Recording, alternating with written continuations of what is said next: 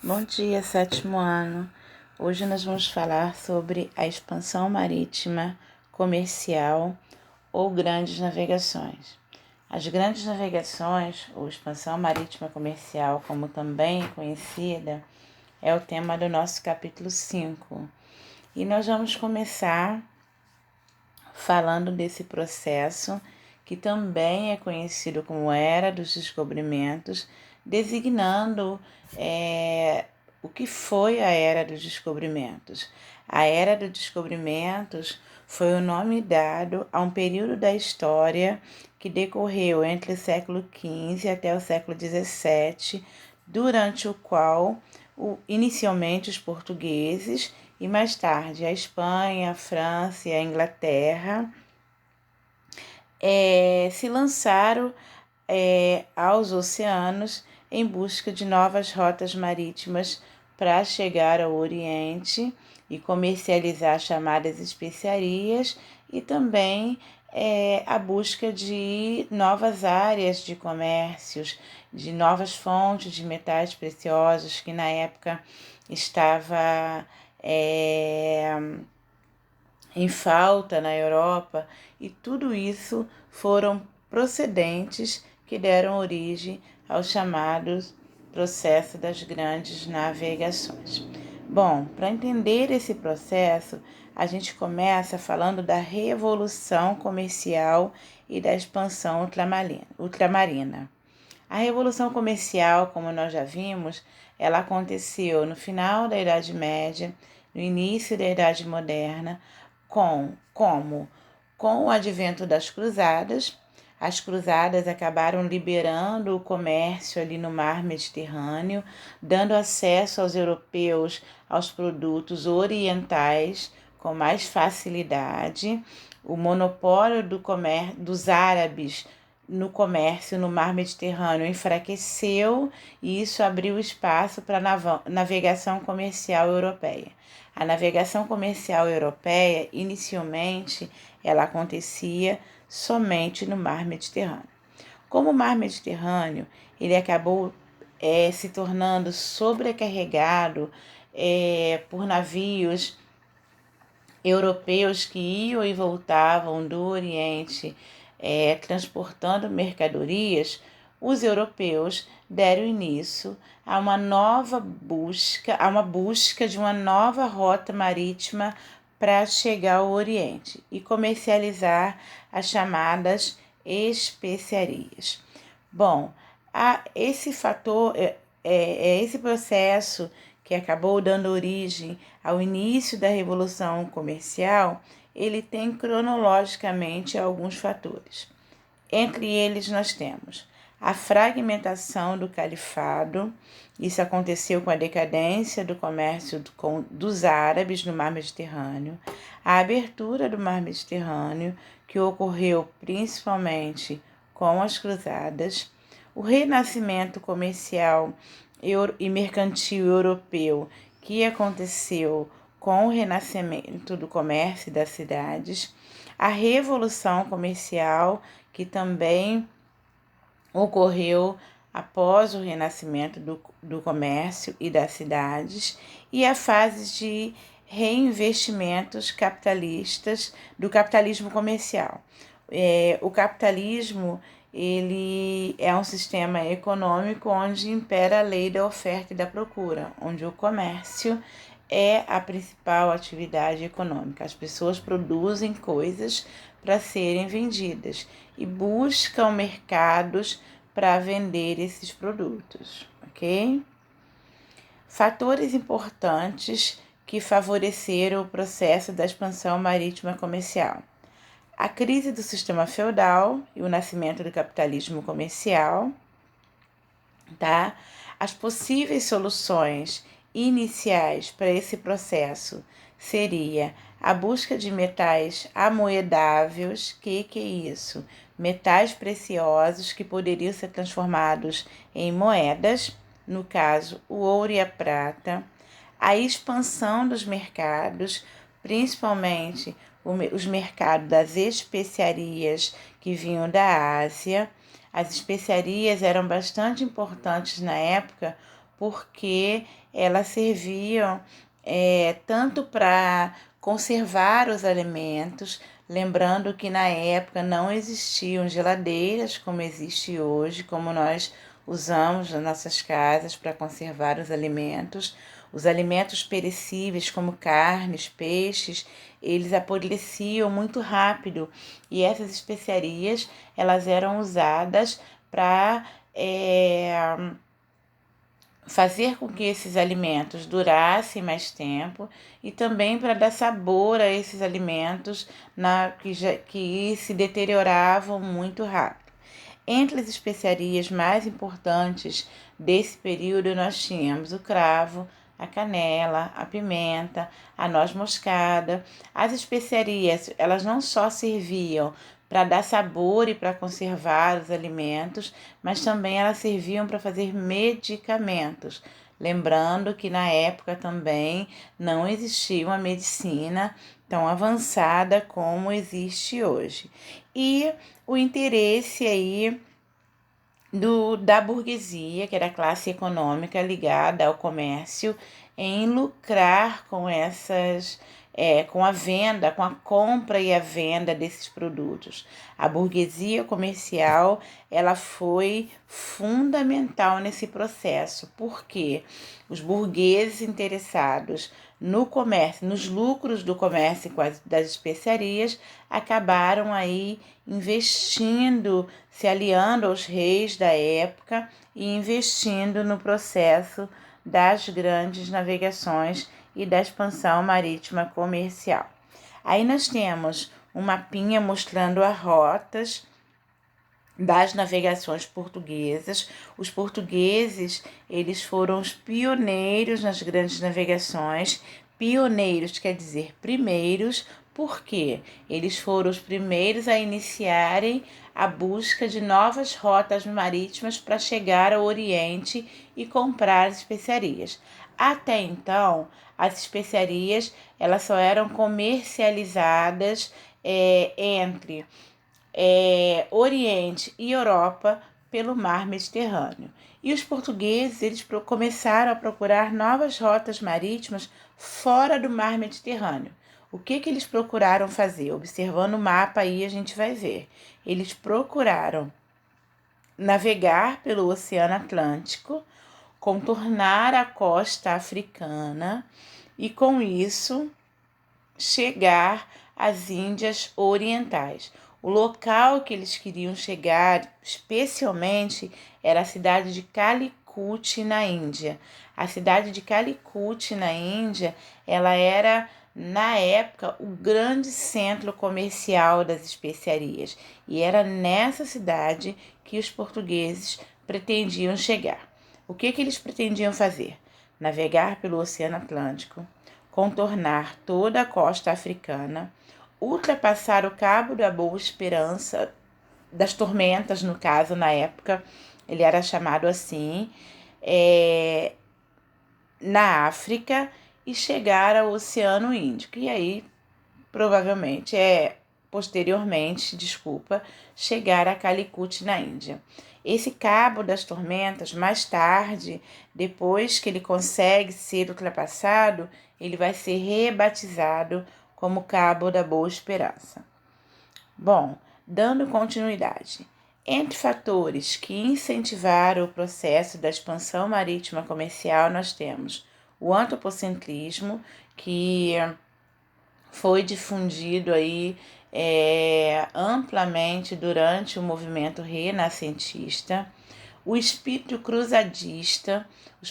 Os europeus, entre eles os portugueses, procuraram não só encontrar uma nova rota marítima para chegar ao Oriente, mas também eles buscaram converter novos povos ao cristianismo. Durante todo o processo da expansão marítima comercial, os europeus eles têm esse espírito cruzadista, eles buscam conquistar novos povos para a religião cristã. O avanço da navegação, que foi motivado aí pelo aprimoramento de instrumentos náuticos. Entre esses instrumentos náuticos, nós temos aí o aprimoramento da cartografia, tá? O apoio dos estados nacionais empreendedores, os estados nacionais que se formaram na Europa, eles apoiaram esse processo das grandes navegações, o apoio da nobreza, que também estava interessado nos lucros do comércio com as especiarias, e mais ainda o apoio da burguesia. A burguesia era a classe econômica que estava atrelada ao sistema absolutista. Eles fizeram uma aliança com os reis europeus da época em troca de apoio para sua ascensão econômica e social. A centralização política ela acabou ocorrendo com a aliança entre a burguesia e os estados absolutistas. Esse apoio interessava os dois lados. À medida que a burguesia conseguia apoio para suas atividades comerciais, os estados nacionais eles conseguiam cobrar mais impostos e ambos os lados saíam lucrando. Acima de tudo, nós tivemos aí a possibilidade de reduzir o preço das mercadorias. Enquanto o comércio das especiarias era controlado pelos árabes, o preço dessas especiarias eram muito altos, porque os árabes eles traziam as mercadorias do Oriente até o litoral do Mar Mediterrâneo. Essas rotas eram feitas a pé. Chegando ao litoral do Mar Mediterrâneo, eles vendiam esses produtos para os europeus, principalmente para os italianos. Os italianos traziam esses produtos até a Europa e revendiam esses produtos para a burguesia europeia. E isso acabava encarecendo muito o preço dessas mercadorias. Essas mercadorias, elas acabavam sofrendo um processo inflacionário muito grande devido à dificuldade de se ter acesso a essas mercadorias. Essas mercadorias passavam pelas mãos de muitos mercadores e isso acabava encarecendo, porque cada um deles colocava um preço em cima dessas mercadorias. No final, os produtos saíam muito caros. E você ter um controle do processo, de todo o processo de transporte e venda de mercadorias, isso favorecia a queda no preço dessas mercadorias, ok? Das especiarias e também dos artigos de luxo que eram aí muito valorizados pelos europeus na época. Tapetes, porcelanas, perfumes, isso estavam classificados como artigos de luxo e isso também tinha um valor muito alto. Bom, as condições favoráveis para a expansão marítima comercial. As condições geográficas favoreceram grandemente o processo da expansão marítima comercial. A existência de uma longa costa atlântica, a proximidade com o mar Mediterrâneo, a tradição marítima de alguns países europeus, como Portugal, que nós vamos ver um pouquinho mais adiante, as condições humanas, apoio da monarquia, das primeiras monarquias que se formaram na Europa, com a burguesia, acabou favorecendo também e dando condições para esse processo de expansão marítima comercial e as condições técnicas e náuticas, o conhecimento e o desenvolvimento de instrumentos náuticos, o desenvolvimento da matemática, da astronomia por influência árabe-judaica. Os árabes eles eram extremamente engajados no desenvolvimento de novas tecnologias e o desenvolvimento de novos tipos de embarcação, como as caravelas, por exemplo. A caravela, ela foi o principal tipo de embarcação utilizada no processo das grandes navegações. E por último aí, nós temos as condições políticas. A paz com Castela é o fim do processo de reconquista na Península Ibérica, onde nós estivemos a formação de Portugal e Espanha, que foram os dois países que disputaram aí passo a passo as conquistas durante o processo da expansão marítima comercial, e também a formação de países como França e Inglaterra após a Guerra dos 100 Anos, ok? Entre os instrumentos náuticos mais importantes desenvolvidos aí na época que favoreceram o processo da expansão marítima comercial, nós temos o astrolábio, que é um instrumento destinado a estabelecer a posição dos navios em alto mar. Esses instrumentos fazem cálculos de latitudes e a medição da altura do Sol em relação e a posição das estrelas em relação ao mar. Nós temos aí o quadrante, que também era usado no processo das grandes navegações. Ele permitia medir a altura do Sol, observando a sua posição na linha do horizonte, e a bússola, que é originária do Oriente. A gente não se sabe quando ela foi inventada, ela é um instrumento medieval, e ela foi aperfeiçoada e ela servia para dar direção aos navios, para dizer a direção correta que eles deveriam seguir para chegar a um determinado lugar. Isso associada ao desenvolvimento da cartografia. A cartografia, como vocês já devem ter visto em geografia, são as confecções dos mapas, tá?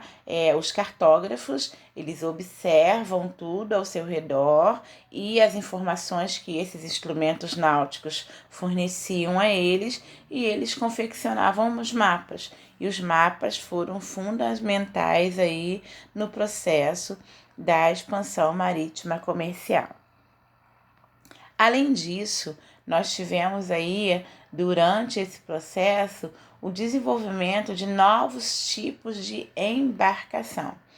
Antigamente, as embarcações, desde a época dos fenícios, as embarcações elas eram movidas com a tração humana, com a força humana. As pessoas remavam os navios utilizando a força humana para chegar a qualquer lugar. Navios, pequenos barcos, e durante o processo da expansão marítima e comercial, principalmente em Portugal, se criou escolas náuticas, as escolas especializadas em desenvolver tecnologias para melhorar a navegação. A escola de Sagres, em Portugal, ela foi a principal escola náutica da época, e o resultado disso foi o desenvolvimento de novos tipos de embarcações. Entre esses tipos de embarcações, nós temos dois tipos. O primeiro tipo de embarcação que aparece aí é a caravela. É uma embarcação que era muito mais leve, porque ela não tinha aquele porão onde as pessoas ficavam sentadas remando, tá? Então isso diminuía o peso da navegação, e ela utilizava velas para se movimentar com a força do vento. E as naus, que eram embarcação um pouquinho maiores e que também utilizavam a força do vento para se movimentar. Então, o desenvolvimento desses dois tipos de embarcação acabou favorecendo o processo da expansão marítima comercial. Bom, outro fator importante que a gente precisa analisar dentro do processo da expansão marítima comercial é o pioneirismo português. Em resumo, por que Portugal foi pioneiro no processo das grandes navegações? Para começar, Portugal foi o primeiro país da Europa a se unificar e se tornar uma monarquia nacional.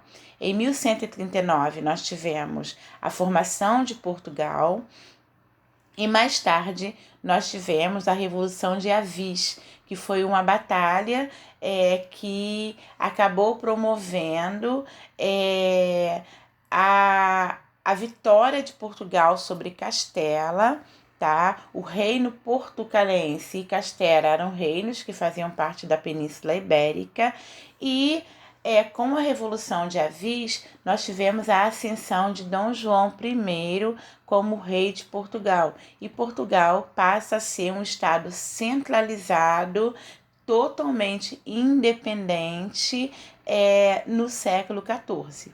O apoio da burguesia mercantil portuguesa era muito forte no investimento de tecnologia que favorecesse o processo da expansão marítima comercial.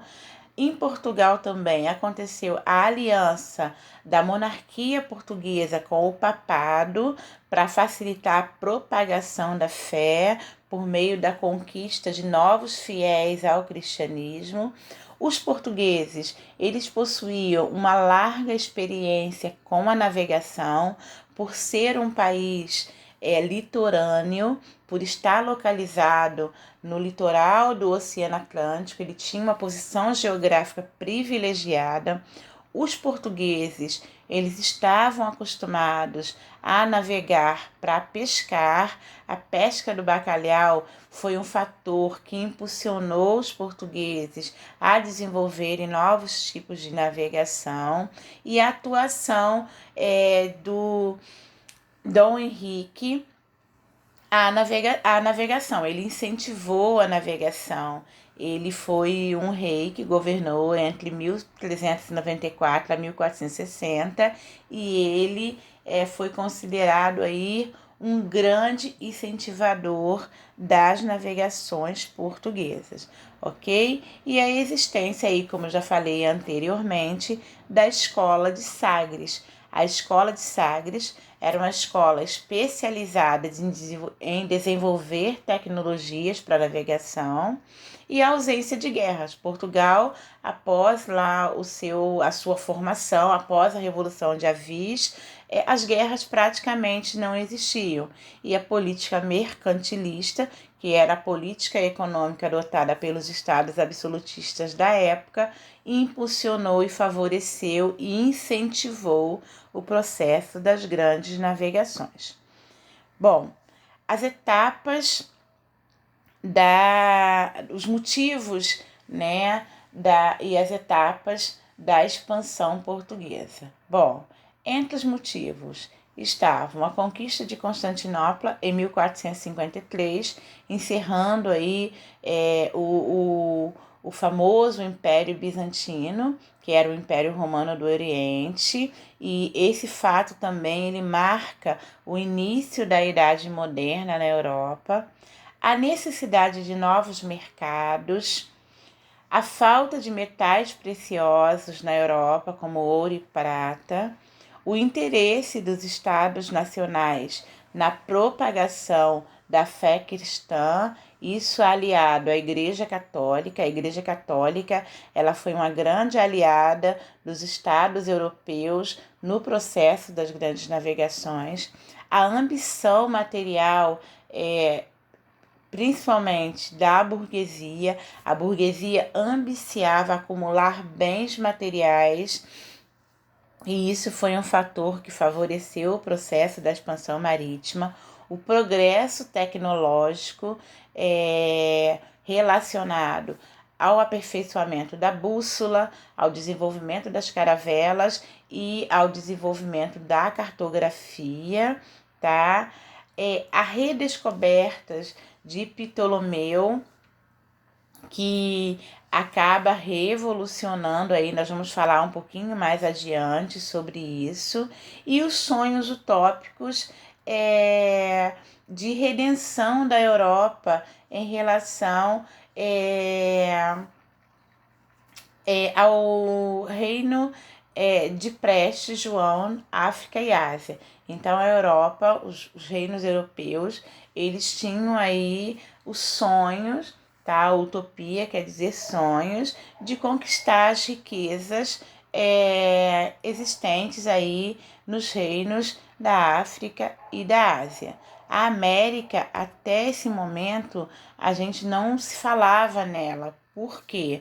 A América, os europeus não tinham noção que ela existia. Ela só foi descoberta por acaso em 1492 por Cristóvão Colombo durante uma tentativa de chegar ao Oriente, ok? Continuando. As classes sociais que incentivaram o processo das grandes navegações. Entre as classes sociais que incentivaram o processo das grandes navegações, nós temos o clero. Clero, como nós já vimos, são os membros da Igreja Católica. Eles tinham interesse da incorporação de novas terras e fiéis, impedindo a expansão islâmica. Um dos grandes objetivos dos cristãos da Igreja Católica da época era impedir o avanço do islamismo, tá? Da religião islâmica.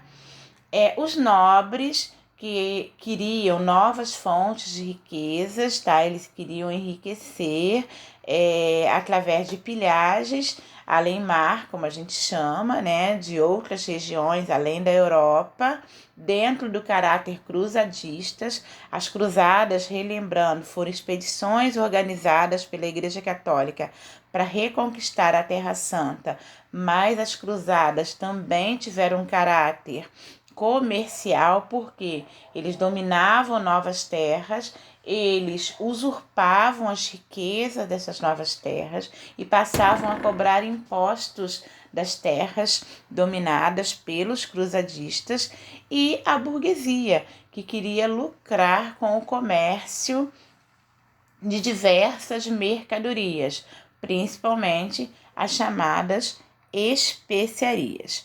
Bom, como eu disse para vocês anteriormente, Portugal foi o país pioneiro aí no processo das grandes navegações. E nós temos aí uma cronologia das conquistas portuguesas. Vamos começar pelo ano de 1415. O ano de 1415, ele é um ano muito importante porque ele marca a primeira conquista portuguesa no processo das grandes navegações. Os portugueses conquistaram a cidade de Ceuta, um ponto de convergência de comerciantes árabes no norte da África, onde está hoje o atual Marrocos. Ceuta era um grande centro comercial, era controlada pelos árabes, e os portugueses conseguiram aí, após a Revolução de Aves, durante o reinado de Dom João I, conquistar esse território. Isso foi um marco importante no processo da expansão marítima comercial. Após conquistar a cidade de Ceuta, entre 1415 e 1460, os portugueses eles deram início ao contorno da costa da África. O périplo africano ele foi conquistado pouco a pouco. Os portugueses iam dominando o litoral do continente africano e fundando ali feitorias e fortificações. Feitorias eram entrepostos comerciais que os portugueses construíam. Essas feitorias e essas fortificações, elas serviam como abrigo, elas serviam como ponto de parada dos navios para reabastecimento, e elas também serviam para o acondicionamento, para se guardar as mercadorias que eles conseguiam conquistar aí na costa da África. E assim eles foram contornando e ocupando o litoral africano. O período do governo do infante Dom Henrique, infante porque ele era muito jovem, tá, gente? Ela acabou favorecendo aí 3 conquistas importantes. Em 1482, os portugueses conseguem atingir a região do Congo. Em 1488, Bartolomeu Dias ele conseguiu descobrir uma passagem do Cabo das Tormentas. Ele conseguiu um ponto certo de navegação onde os navios conseguiram ultrapassar o Cabo das Tormentas. E o Cabo das Tormentas ele foi rebatizado como Cabo da Boa Esperança. Ok? E em 1498, Vasco da Gama ele consegue sair de Portugal, navegar por toda a costa africana, ultrapassar o Cabo da Boa Esperança, chegar ao Oceano Índico e chegar a Calicut, na Índia. A expedição de Vasco da Gama foi muito importante dentro da expansão marítima comercial, porque os portugueses conseguiram aí alcançar o seu grande objetivo. Qual era esse grande objetivo? Encontrar uma rota marítima para chegar ao Oriente navegando pelo Oceano Atlântico, ok? Dando continuidade aí, em 1498, Vasco da Gama consegue aí chegar a Calicut, na Índia. A chegada de Vasco da Gama às Índias Orientais, como eram chamadas, ela rendeu a Portugal um lucro que superou 60%, 60 vezes o custo da expedição, ou seja, foi um lucro de 6.000%, desculpa, eu me confundi, foi um lucro de 6.000% no valor que foi investido, tá? Ele conseguiu aí um lucro altíssimo com a sua viagem. Ele chegou a Calicut, na Índia, em 1498 e ele retorna a Portugal um ano depois, em 1499, com esse carregamento.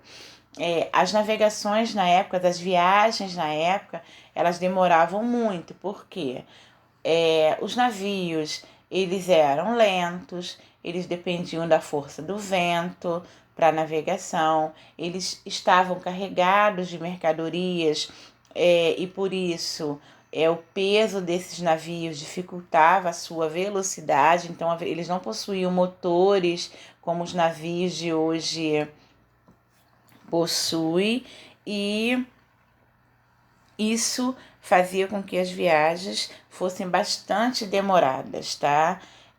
Bom, dentro do contexto das grandes navegações, nós tivemos um fator muito importante.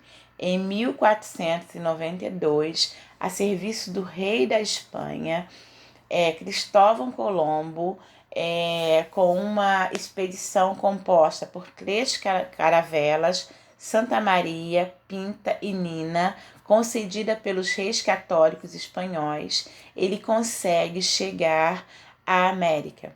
Só que Cristóvão Colombo, ele chega à América, mas ele não sabia que tinha descoberto um novo continente. Essa descoberta só foi comprovada muito mais tarde por Américo Vespúcio. Por isso o nome é América. Ele chegou aqui no continente americano em 12 de outubro de 1492. Ele fez uma pequena expedição pelas terras, tá? Recém-descobertas. Ele voltou à Espanha e morreu logo depois, sem saber que havia descoberto um novo continente. Quando Cristóvão Colombo chegou aqui à América, ele encontrou alguns habitantes do continente, alguns nativos aqui da América.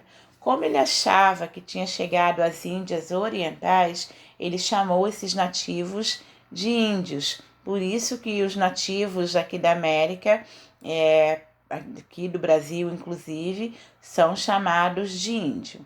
Após a descoberta da América pela Espanha, nós tivemos um embate entre Espanha e Portugal. Esse embate entre Espanha e Portugal, ele vai se concretizar em 1494 com a assinatura do chamado Tratado de Tordesilhas. O Tratado de Tordesilhas foi um acordo assinado entre Espanha e Portugal que vai dividir as terras recém-descobertas da América entre esses dois países. A divisão do Novo Mundo vai dar a Portugal a posse das terras do Brasil. Só que os portugueses ainda não haviam chegado aqui. Isso aconteceu em 1494. Os portugueses só chegam às terras do Brasil sob o comando de Pedro Álvares Cabral em 1500. A expedição de Pedro Álvares Cabral em 1500, ela é cheia de controvérsias, tá? A gente tem aí várias teorias, né, falando sobre a chegada de Pedro Álvares Cabral aqui no Brasil. Conta a história oficial que em 9 de março de 1500, Pedro Álvares Cabral partiu de Lisboa com o objetivo de chegar a Calicut, na Índia, e acabou desviando sua rota aí por causa de calmarias e chegou às terras do Brasil no dia 22 de abril de 1500. Ele permaneceu aqui durante 10 dias. A sua expedição, que era composta por inúmeras pessoas, entre elas padres, todas as expedições ela tinha um padre ou dois, que era para dar apoio religioso aos marinheiros, aos navegantes, e ele ergueu aqui uma cruz de madeira de 7 metros, realizou a primeira missa, tomou posse da terra e seguiu viagem para as Índias Orientais, deixando aqui uma das embarcações. Bom, se em 1494 Portugal e Espanha já haviam assinado o Tratado de Tordesilhas, as terras do Brasil já eram de Portugal, como vocês vão ver aí no mapinha do livro de vocês, que mostra, que fala sobre o Tratado de Tordesilhas. Nós vamos ver que, com a assinatura do Tratado de Tordesilhas, em 1492, as terras do Brasil já eram de Portugal. Vocês vão ver isso lá na página 89 do nosso livro. Tem lá o subtítulo, o Tratado de Tordesilhas. E nesse tratado, segundo esse tratado, as terras já pertenciam ao Brasil, a Portugal. Então, muitos pesquisadores afirmam que Pedro Álvares Cabral saiu de Lisboa em 1500, veio às terras do Brasil tomar posse dessas terras e depois ele seguiu viagem para Calicut, na Índia, tomar posse das terras que já eram dos portugueses, ok? Então, por isso que a gente não usa mais o termo descobriu o Brasil. Esse descobriu aí, ele vem entre aspas, porque na realidade eles não descobriram. E segundo a história não oficial, Pedro Álvares Cabral também não foi o primeiro europeu a pisar nas terras do Brasil. Outros europeus já haviam estado aqui antes, já haviam visitado, feito expedições nas terras do Brasil antes da chegada de Pedro Álvares Cabral. Para não perder a posse das terras para outros povos, Pedro Álvares Cabral veio, tomou posse e seguiu a sua viagem. Mas isso é uma outra história que nós vamos falar um pouquinho mais adiante, ok? Por hoje é isso. A gente fica aí com a chegada de Pedro Álvares Cabral ao Brasil em 1500 e isso marca o início da nossa história quanto país. Portugal tomou posse das terras, tá?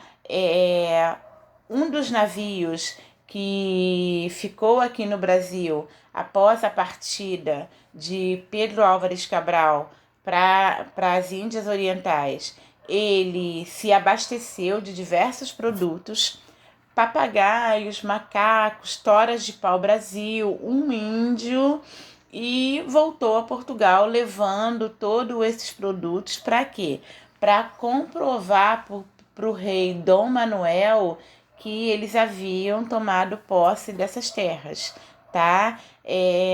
Uma outra coisa importante que eu não falei, que é bacana a gente falar, é que a primeira carta, o primeiro documento da história do Brasil feito durante o processo das grandes navegações foi uma carta, a carta de Pero Vaz de Caminha, que ele conta nessa carta ao rei de Portugal o achamento, isso mesmo, esse termo mesmo, não está errado, tá? O achamento das novas terras. Ele conta ao rei de Portugal que eles acharam as terras e ele descreve essas terras, tá? Ele descreve os animais que eles viram, as pessoas que eles encontraram, no caso os índios, as características geográficas do litoral da Bahia. Nós sabemos já pelos estudos anteriores lá do ensino